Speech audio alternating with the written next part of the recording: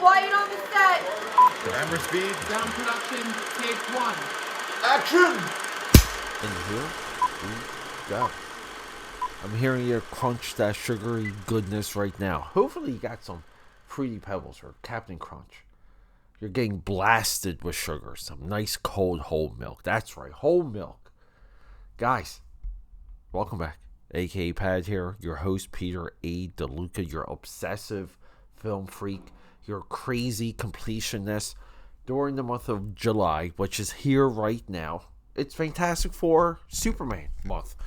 I don't know. We're putting both of those movies together. I know they're competing in the box office, but here we're just celebrating, excuse me, and rolling around in the goodness of these franchises. Now, Superman, there's just more of the movie stuff. There's more of the animation stuff, and technically, there's even more of the comic book stuff to discuss. Fantastic Four, when it was first published, truly impactful. You can really say for 10 years, way better than Superman. But since then, times change. And in my view, the Fantastic Four franchise has faded since its original comic book publication. It failed time and time again in animation. And 1994, that's the series we're talking about. It was part of the Marvel Action Hour. It was paired with Iron Man, somewhat complementary to Fox's Spider-Man, the animated series, and the X-Men animated series, now somewhat retitled X-Men 97. Beyond legendary at this point. And in contrast, you had DC taking everything over with Batman, the animated series, and they were, they paired that with their own Superman, and that went into Justice League. Just a lot of competition, and Fantastic Four never had the elements to stand out. A lot of people are I guess that's a lot of the hope of this new movie, that it can separate itself enough to become the Fantastic Four again. And it hasn't been Fantastic Four since the 60s. But for those of us who know the gospel, who really follow everything, 94, I was paying attention to these episodes, these hours, these specials. They had Stan Lee intros. Some of the DVD releases, I believe, had different Stan Lee supplemental features. But Stan Lee was front and center of this series because this is his baby. This is his series. We got guys like Don Heck involved with Iron Man. But a lot of people compare this and Shellhead's series. Shellhead's series, the Iron Man series, had a different level of animation. I believe it was a different animation studio. You can very much clearly see that. Everything I'm throwing at you right now, AK Piracy, thank God it's available on Disney Plus. But there's just something missing with the animation for this series. Now, I believe it's well conceived, written by comic book legend, Ron Friedman.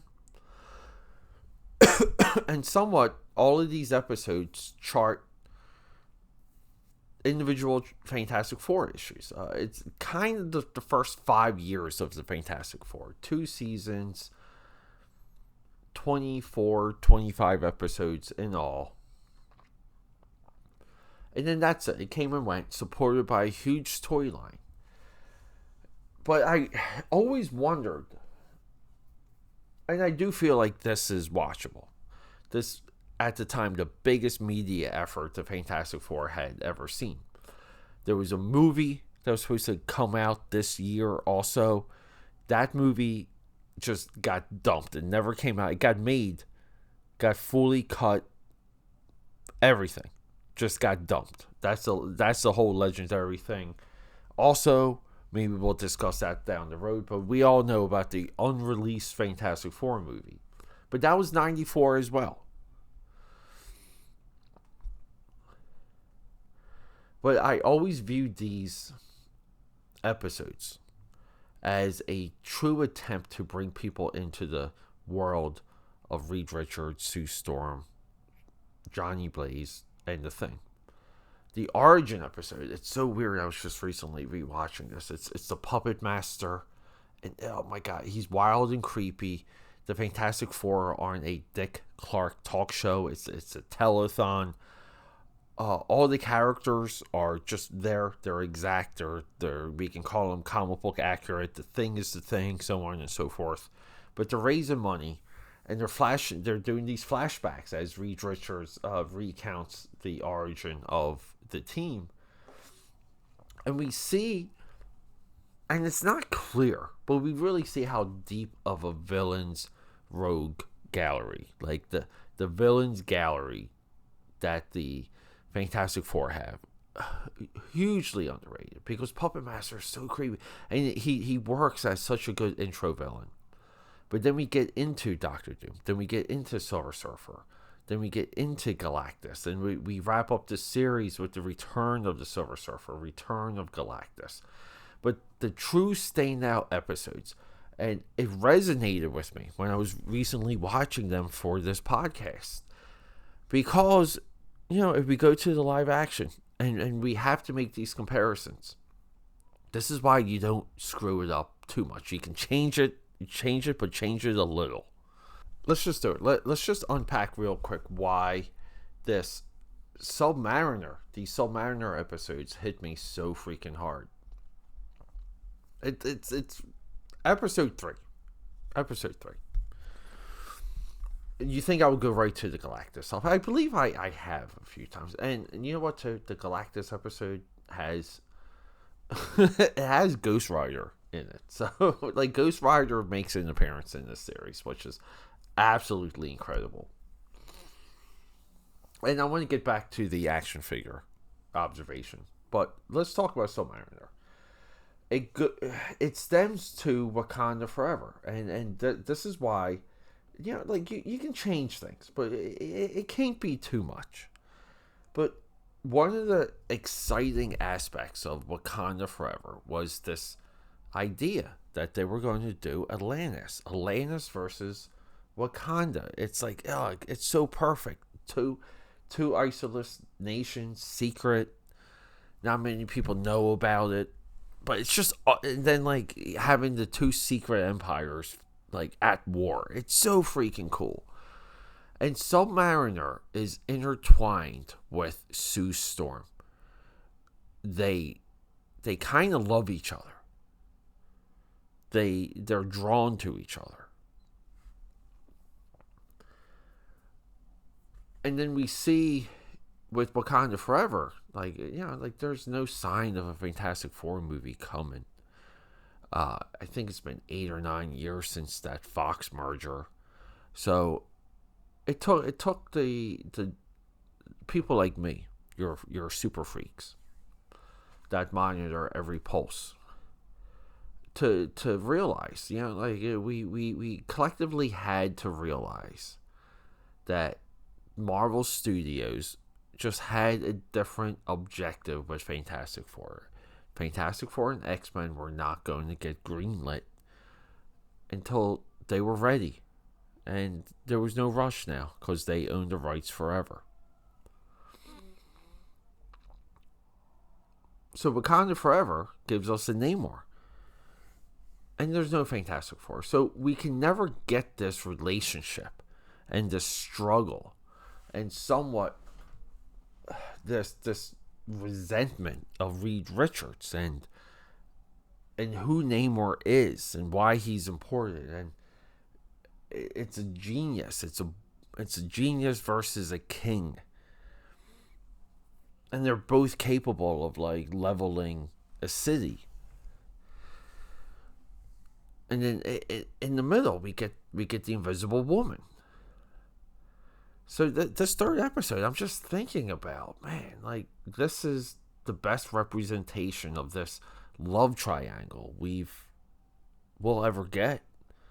Because moving forward, even with everything happening now, I don't know. I mean, could they do it in Avengers Doomsday? Will it matter? No.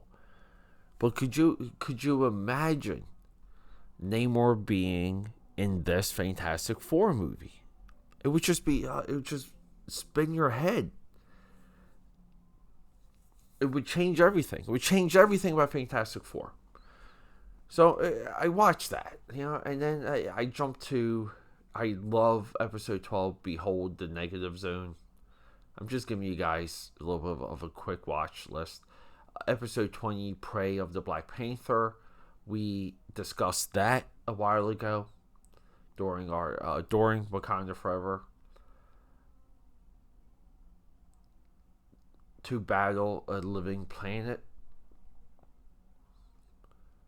Based on, this is amazing, based on issues 234, 235.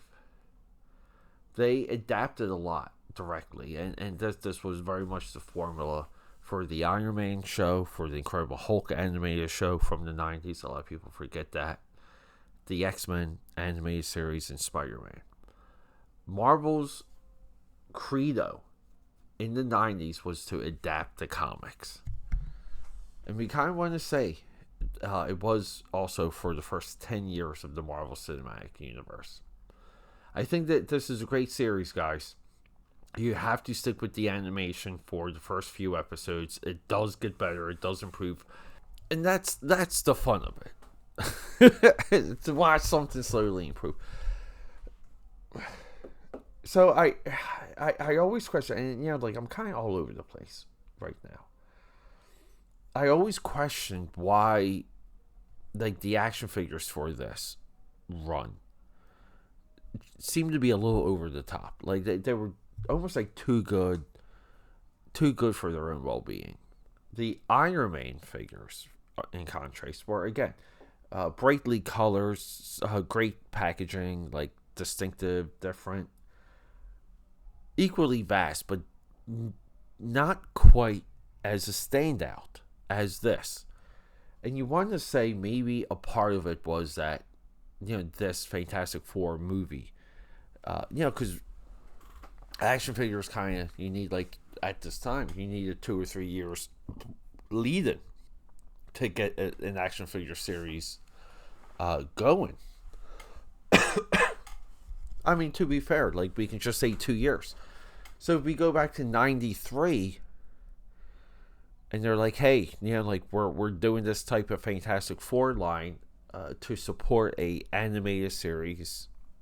And we're hoping a live action theatrical movie. So the action figures go in a certain direction. I mean, they even had a 20-inch Galactus action figure. It was in a giant box, and it seemed over the top at the time because the Fantastic Four didn't light up anything as an animation series or as a cartoon series. It wasn't this focal point. The comic didn't drive anything, and then the movie never came out. But by the time the movie never came out, people were almost not expecting it. It was just reported on. Years later, it would turn up in bootleg. I don't know, AKAPAD. I think this is a great, enjoyable series. I'm going to continue watching it. And I wish I could pinpoint a couple more episodes for you guys. But hey, we do our best. 1994. Wow, what a near miss for this franchise. Could you imagine if that Roger Corman movie really was something? Even if they made it for $1 million, but let's just say it worked as $1 million movie, gets released, gets attention, makes some money. This anime series drops, and it's just a little bit better. And then the kids flock to the toys, and then you have all this outside media, because you can kind of consider merchandise its own separate media outlet in a way. But everything other than the comic is just pumping and resonating and just breathing. It's wild, but that's what we do here. That's what we do here on the weekends. We challenge convention, and we do our critical thinking. Okay, that's a wrap.